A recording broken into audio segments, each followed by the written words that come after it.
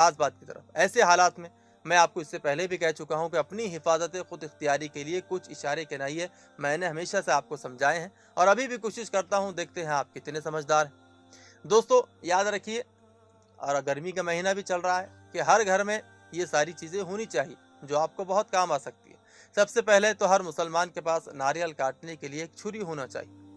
ये आपको शहर में कहीं भी कोई भी हार्डवेयर या बेचने वाले के पास या अमेज़न या फ्लिपकार्ट पर आसानी से मिल जाएगी। एक कच्चा नारियल सिर्फ 10 रुपए में आता है या 20 रुपए में आता है। आप उसे छीलने और सुराख करने के लिए उसमें ज़्यादा पैसे देते हैं, तो वो पैसे क्यों दे रहे हैं आप खुद तो छुरी लेकर खरीद लीजिए और अपने घर पर ही उसको इस्तेमाल कीजिए। समझ रहे हैं ना आप? आपको एनसीसी या पुलिस आर्मी में जाने का मौका नहीं मिला। आप बहुत सोचते थे कि आप एनसीसी या पुलिस या आर्मी में चले जाएंगे, आपकी ख्वाहिश अधूरी रह गई। अगर आप शूटिंग सीख लेते हैं तो हिम्मत ना हारे।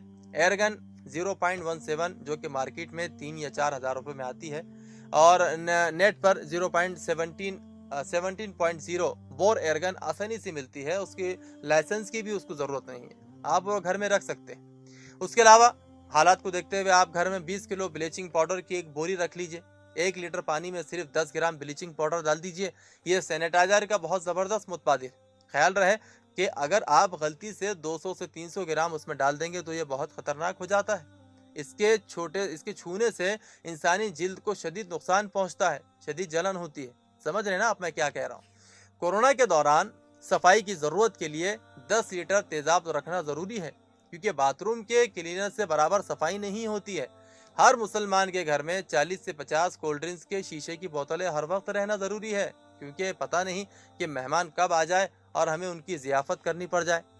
उन्हीं बोतलों में रखकर उनकी हम ज़ियाफ़त करेंगे। जी हाँ, घर में इजाफी पेट्रोल और डीजल भी होना चाहिए। कब गाड़ी में पेट्रोल ख़त्म हो जाए, 5-7 लीटर ज़रूरत बेज़रूरत काम आ ही जाता है। घर में केरोसिन तेल भी रख लें, गैस ख़त्म हो जाने पर वो भी काम आता है। और वैसे छत पर भी बहुत सारी ईंटें और शीखे, डंडे वगैरह रखना चाहिए, क्योंकि ये एक छोटा सा कमरा बनाने में काम आ सकता है। हर घर में साल भर के लिए पिसी हुई लाल मिर्चों का ज़ख़ीरा भी होना चाहिए, ताकि उसमें पता नहीं कब लॉकडाउन लग जाए, उसमें सब्जियों को झोंकने के लिए इस्तेमाल किया जा सके। और 10-12 डंडे भी होने चाहिए। जब किसी काम या तहरीक या जमाती काम के लिए झंडे लगाने हो तो ऐन मौके पर वो डंडे काम आ जाए, इसलिए पहले से इंतजाम कर लिए जाए।